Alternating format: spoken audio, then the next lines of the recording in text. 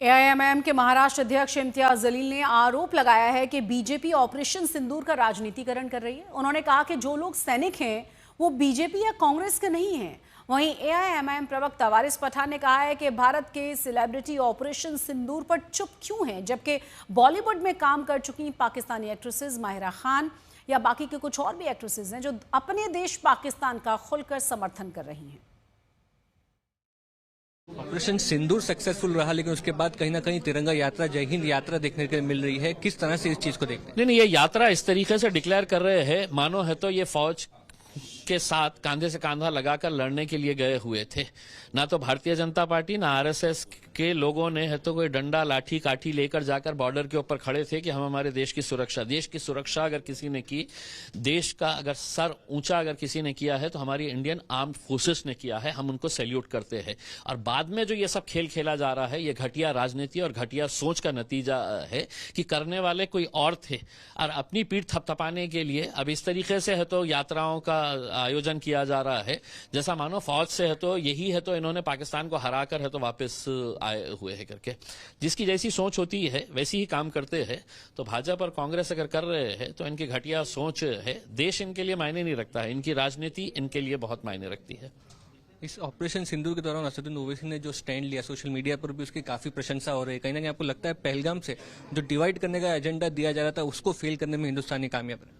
देखिए, ये शायद पहली मर्तबा हुआ है कि लोगों ने मेरे पार्टी के अध्यक्ष बैरिस्टर असदुद्दीन अवैसी साहब को सही तरीके से समझा है। ये वही असदुद्दीन अवैसी है जो आज से कम 12 साल पहले जब पाकिस्तान गए थे एक डेलीगेशन के साथ, तो वहां पर पाकिस्तान की धरती के ऊपर बैठ के जब हिंदुस्तान की आलोचना की जा रही थी तो वहां पर उन्होंने कहा था कि आपको हमारे मुल्क के अंदर दखल देने की जरूरत नहीं है। ये मुल्क ऑपरेशन सिंदूर के सक्सेसफुल होने पर देश भर में जश्न मनाया जा रहा है।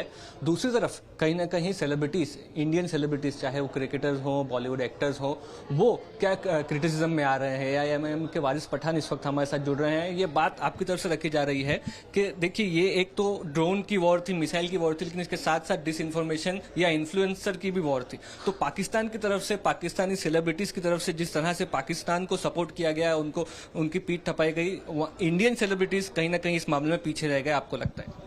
ठीक है, सबसे पहले तो भारत जिंदाबाद, जय हिंद, सलाम करता हूं, सैल्यूट करता हूं हमारे भारत के जवानों को जिन्होंने बहादुरी के साथ दुश्मन देश पाकिस्तान में घुसकर तमाम आतंकवादियों का खात्मा किया। पहले ही दिन में आप देखिए 25 मिनट में 9 आतंकवादी कैंप को नेस्तु नाबूद कर दिया, 100 से ज्यादा आतंकवादियों का खात्मा कर दिया।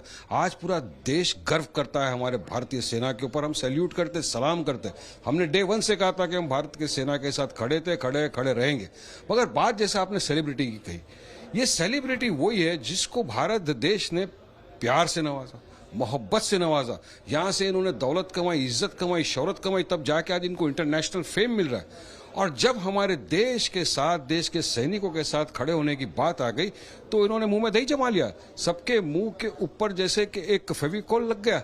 अरे, जब वहां से माहिरा खान जैसी बोल सकती है तो यहाँ किस चीज ने रोका इस लोग को? बस एक थोड़े से फॉलोअर्स के लिए फॉलोअर चलेंगे। अरे जाने दो, लानत भेजो ऐसे फॉलोअर के ऊपर जो तुम्हारी देशभक्ति के आड़ में आ रहे हो।